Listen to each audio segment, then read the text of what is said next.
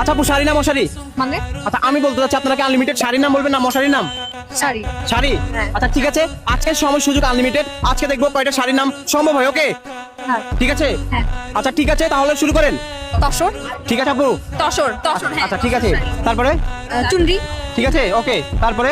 বেনারসি। ঠিক আছে, তারপরে? তারপরে সুতি। ঠিক আছে, তারপরে? সিল্ক। ঠিক আছে, তারপরে? বিশাল শাড়ি। ঠিক আছে দিলাম, তারপরে?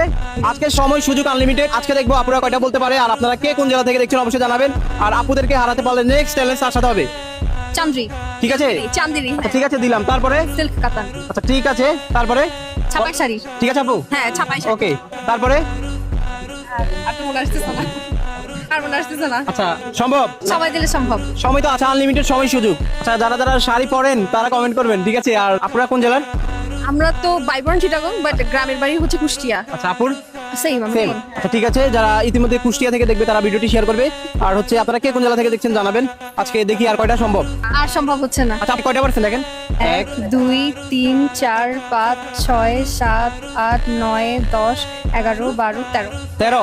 আচ্ছা ঠিক আছে, 13টা ট্রাই করেছে। 14 15 16 17 18 19 20 আপনাদের extra bonus. Thank you so much. আচ্ছা